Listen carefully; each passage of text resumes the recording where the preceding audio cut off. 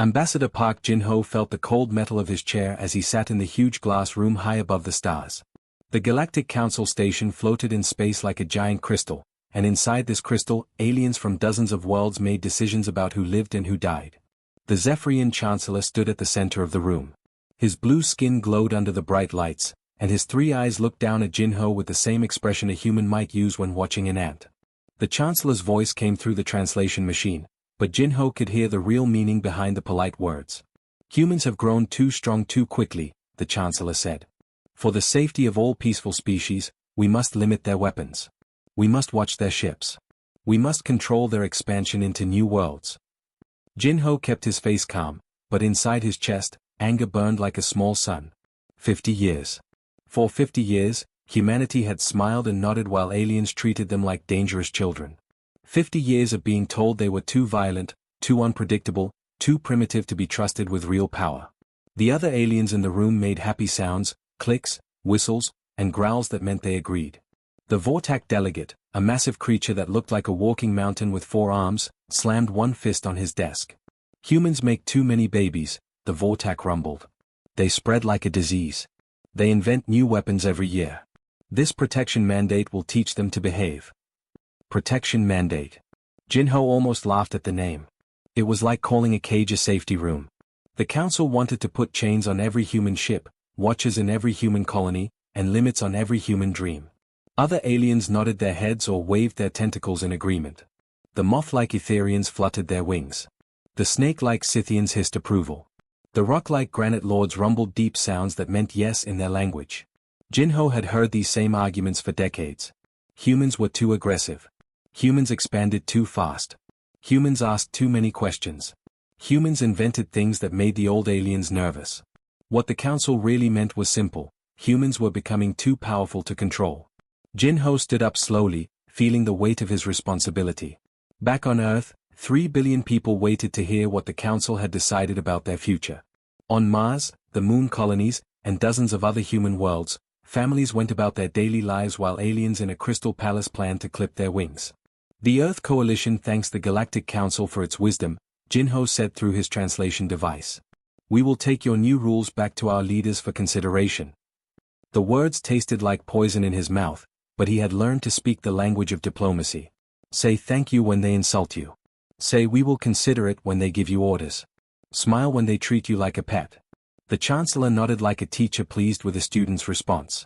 Humanity has always been wise to accept the guidance of older, more experienced species. The protection mandate will begin in 30 days. 30 days. In 30 days, human ships would carry council observers who could veto any decision. Human colonies would be inspected by alien peacekeepers who could shut down any project they deemed too dangerous. Human scientists would need permission from the council before researching anything that might lead to new weapons. As the meeting ended, Jin-ho walked through the station's long hallways. The floors were made of some alien metal that showed his reflection like a dark mirror. The walls curved upward into shadows, and strange lights cast purple and green glows on everything. He passed groups of aliens talking in their various languages. Some looked at him with curiosity, others with pity, and a few with the kind of casual contempt that rich people show to beggars. But Jin-ho also saw the humans who worked on the station. They cleaned the floors, repaired the machines, and carried messages between the important aliens. These humans kept their eyes down when council members walked past. They stepped aside and waited quietly until their betters had passed. The message was clear without anyone saying it out loud: know your place. A young human woman was fixing a broken light panel when a group of Etherian diplomats fluttered past. She pressed herself against the wall and stared at the floor until they were gone. Only then did she continue her work. Jin-ho recognized her, Lieutenant Kim Soo-jin, one of Earth's best engineers. But here on the council station, she was just another human maintenance worker. The council would never let a human be an engineer on their precious station.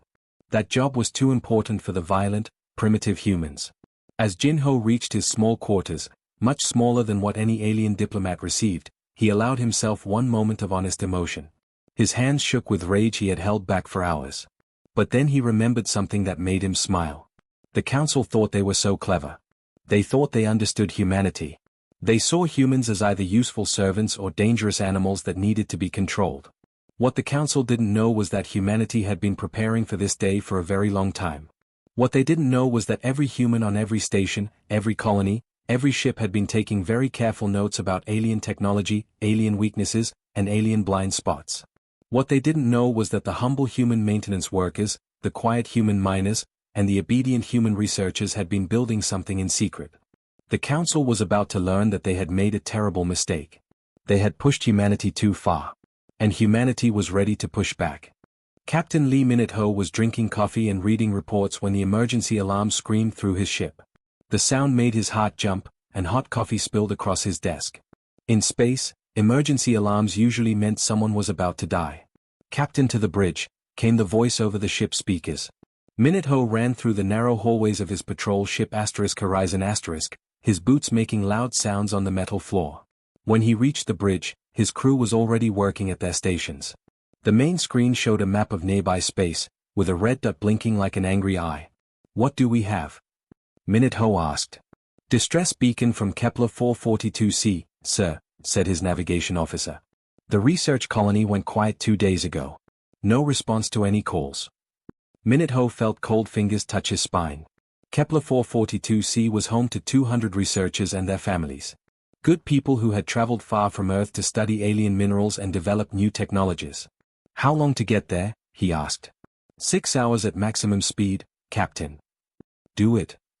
The Horizon * turned toward the distant moon, its engines burning bright blue in the darkness. Minute-Ho stood at the front window, watching the stars change position as they traveled faster and faster through space. 6 hours felt like 6 years. Minute-Ho tried to read reports, but the words swam in front of his eyes. He tried to eat, but food tasted like cardboard. Something terrible had happened at Kepler 442c. He could feel it in his bones. When they finally arrived, Minute-Ho's worst fears came true. The research station floated in space like a broken toy. Huge holes had been burned through its walls. Pieces of metal and plastic drifted around it like a cloud of deadly snow.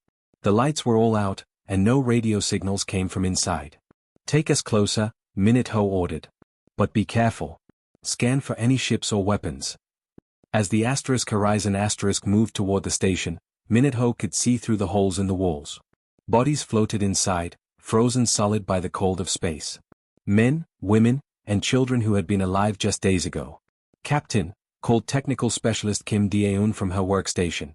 "I'm picking up energy readings from the damage. These burn marks came from Vortak weapons." Minute-Ho nodded. The Vortak were one of the most violent species in the galaxy. They looked like walking mountains made of rock and muscle, and they loved to fight.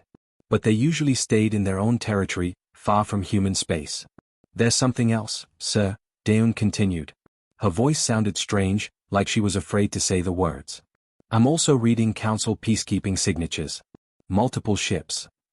Minute-Ho felt his blood turn to ice water. "Are you sure?" "Yes, sir. The computer shows at least 4 Council vessels were here. And Captain, the timestamps show they arrived before the attack, not after." The words hit Minute-Ho like a punch to the stomach. Council peacekeeping ships were supposed to protect innocent people. They were supposed to stop attacks, not watch them happen. "Show me the security recordings," Minute-Ho said quietly. Dae-eun worked at her computer, pulling data from the broken station's memory banks. Soon, a video appeared on the main screen.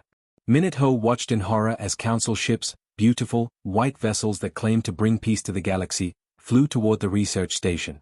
The human defenders tried to fight back, but their weapons shut down. Their shields failed. Their communication systems went dead. Then came the Vortak raiders, ugly black ships that looked like flying hammers. They tore through the station's walls with energy beams. They killed everyone inside, scientists, security guards, children, even the family pets. But the worst part was what the raiders took. They didn't steal gold or rare metals. They took computer drives containing research data about faster-than-light travel. This was technology that could change everything, that could let ships cross the galaxy in days instead of years. The Council had helped the Vortak steal humanity's greatest discoveries. And they had murdered 200 innocent people to do it. "Sir," said Communications Officer Choi Soo-jin, "I've been checking our database. This isn't the first time." She put a new display on the main screen. It showed 7 different human colonies, all attacked in the past 2 years. All of them had been developing new technologies. All of them had been protected by Council peacekeeping forces. All of them were now graveyards. The same pattern every time, Sujin explained. Council ships arrive first and disable the colony's defenses. Then raiders attack and steal the research data. No survivors. Ever. Minute stared at the screen, feeling sick. The protection mandate wasn't protection at all. It was a hunting license. The Council was using their peacekeeping missions to find the best human colonies, then helping their allies rob and murder the people who lived there. Minute floated through the broken station in his spacesuit, looking at the faces of the dead. He found Dr. Yang Haijin, a brilliant scientist he had known since they were both students. She floated near a computer terminal, her hand still reaching for the emergency button she would never press. Next to her was her 5-year-old daughter, still wearing the bright yellow dress she had put on that morning. The little girl's eyes were closed, and she looked peaceful, like she was sleeping. Minute had seen war before. He had watched friends die in battle. But this was different. This was murder. This was betrayal by the very people who claimed to protect them. He returned to his ship and walked slowly to his command chair. "Send everything to the Liberation Network," he said quietly. "All the evidence. All the recordings. Everything." Sujin looked up from her station. "What's the authorization code, sir?" Minute thought about Dr. Yang and her daughter. He thought about all the other families who had died because they trusted the Council to protect them. "The leash is broken," he said. Dr. Kang Ji-woo was looking at strange purple bacteria through her microscope when her computer made a sound she had hoped never to hear. The sound was soft, like a whisper, but it made her old heart beat fast and hard. She was 73 years old and had spent most of her life on Mars, studying alien plants and animals in her laboratory. The red planet was quiet and peaceful, far from the politics and problems of Earth. But Dr. Kang had a secret that even her closest friends didn't know. For 30 years, while she appeared to be just another scientist studying alien life, she had been coordinating humanity's most dangerous project. She was the hidden commander of a secret network that reached across the entire galaxy. The soft sound meant that Captain Lee Minute had sent the activation code. The evidence was clear, and the time for hiding was over. Dr. Kang's hands shook as she opened the secret files on her computer. The first thing she saw was video from Kepler 442c. She watched Council ships arrive at the research station. She watched them shut down the human defenses. She watched Vortak raiders murder everyone inside. Tears ran down her wrinkled cheeks as she recognized faces on the screen. Dr. Park was there, a young man who had sent her funny messages about his research. Dr. Lee was there too, a woman who had 3 children and always talked about taking them to see Earth's oceans. Now they were all dead. Murdered by the very aliens who claimed to protect them.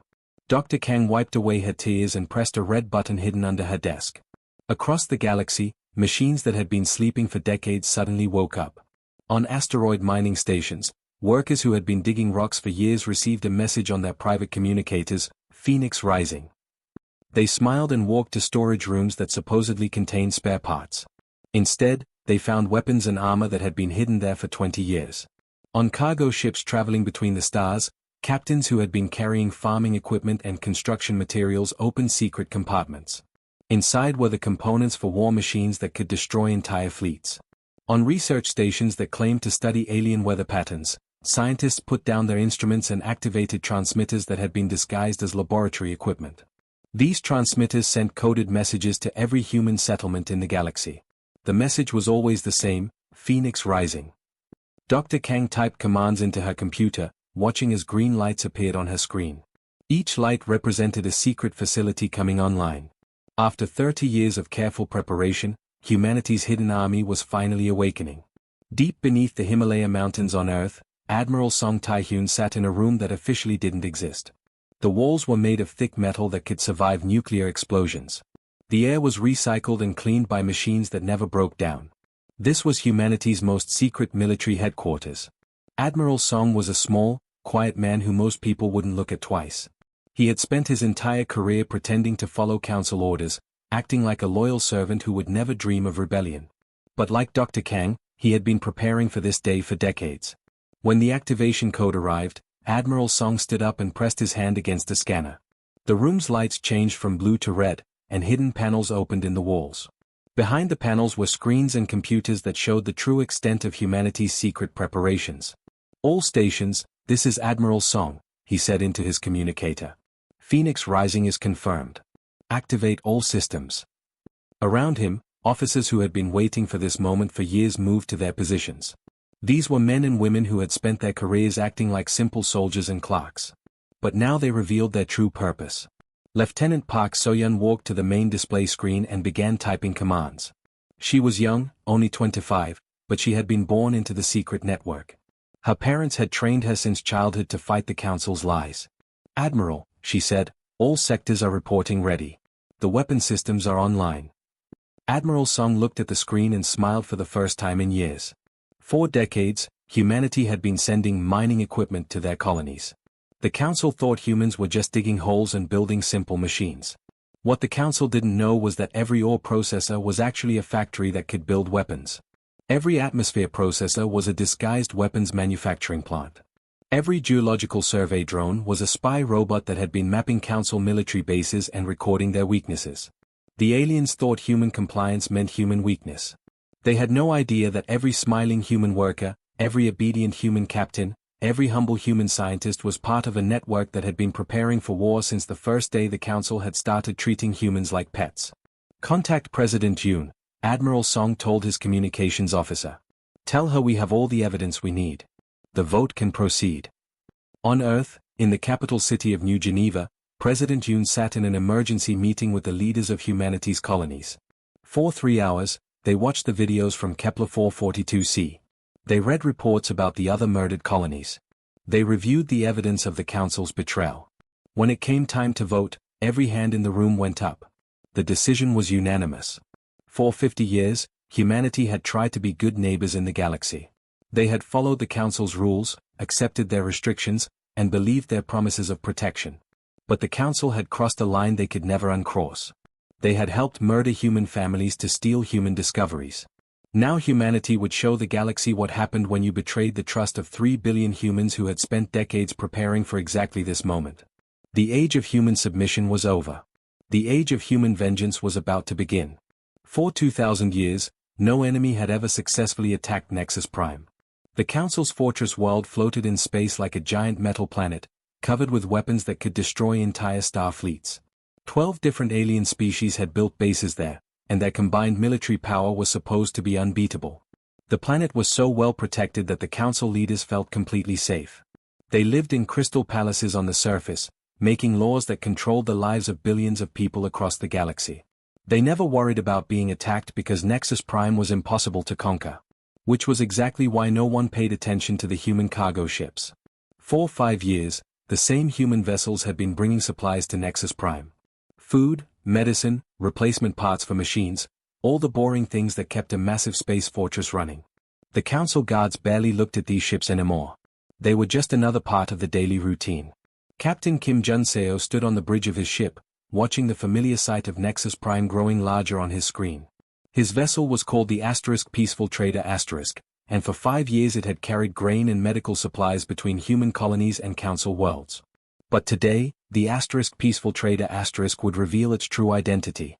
"All crews, prepare for transformation," Jun-seo said into his communicator. Around him, his bridge crew moved to new positions.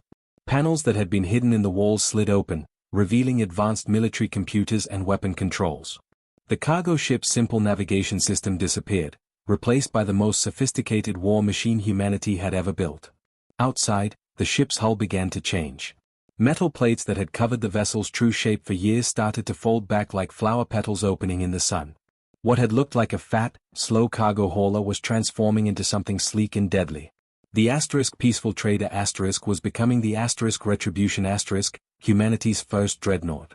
Commander Lee Ha-eun watched the transformation on her screen, calling out status reports. Hull reconfiguration complete. Weapon systems online. Stealth field holding steady. Jun-seo smiled, but it was not a happy smile. It was the smile of a man who had been waiting 5 years to take revenge on the people who had murdered his friends. "How many ships do we have?" he asked. 51 vessels in attack formation, Captain. All cargo haulers from the past 5 years, all now revealed as military dreadnoughts. For 5 years, humanity had been sending the same ships to Nexus Prime over and over again. The Council thought they were seeing 50 different cargo vessels making routine supply runs. In reality, they had been watching the same 51 warships practice their approach routes and study the fortress's defenses. Enemy response. Junseo asked. Nothing, sir. Their sensors still read us as civilian cargo ships. They have no idea what's coming. Junseo looked at the massive fortress filling his screen. Somewhere on that planet, council leaders were probably having their afternoon tea, discussing new ways to control and exploit the primitive human species. They felt safe behind their ancient defenses and overwhelming military power. They were about to learn that safety was an illusion. All ships, Junseo broadcast to his fleet. This is for every human colony they helped destroy. This is for every family they helped murder. This is for Dr. Yang Haijin and her 5-year-old daughter. He paused, thinking about all the innocent people who had died because they trusted the council to protect them. Fire, he ordered. 51 ships opened fire at the same time. But these were not the primitive human weapons the council expected. These were energy beams that had been designed using stolen council technology, then improved far beyond what their original creators thought possible. The first wave of attack destroyed half of Nexus Prime's orbital defense platforms before the enemy even realized they were under attack. Ancient weapon systems that had protected the fortress world for centuries exploded like fireworks, filling space with burning metal and plasma. The second wave eliminated the rest of the defenses. Space stations that had been built to last forever became clouds of glowing debris. Weapon platforms that could destroy entire planets were reduced to scrap metal in seconds. The Council's fortress world was suddenly naked and defenseless. On the planet's surface, alien leaders who had felt safe for their entire lives now watched in terror as human warships filled the sky above them. Emergency alarms screamed through their crystal palaces as they realized that the impossible had happened. The humans had not just attacked Nexus Prime. They had conquered it in less than 2 hours. Far away, in another part of space, Captain Lee Minute-Ho was leading his own mission.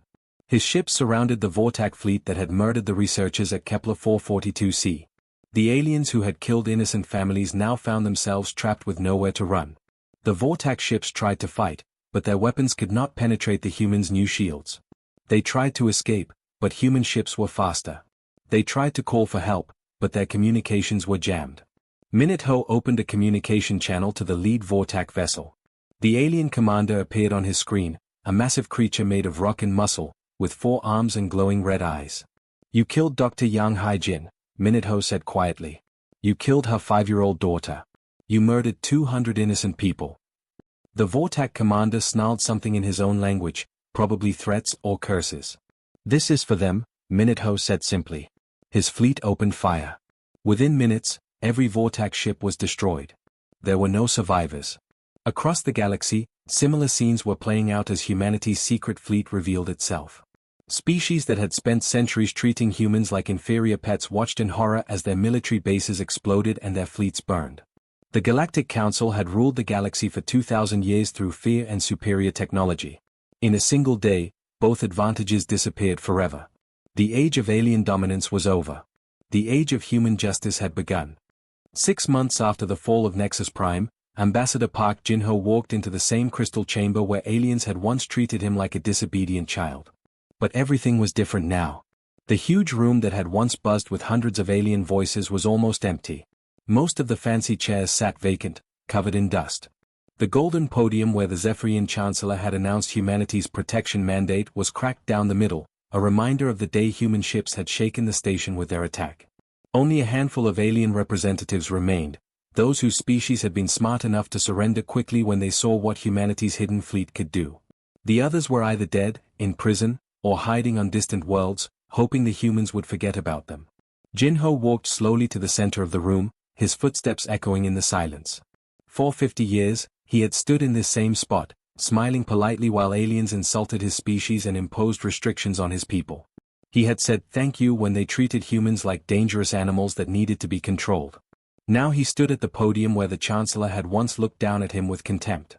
The irony was not lost on him. The new galactic order is simple, Jin-Ho announced to the few remaining delegates. His voice was calm and professional, but it carried the weight of 3 billion humans who would never again bow to alien supremacy. First, no species may attack civilians of another species. Second, no species may restrict another's technological development.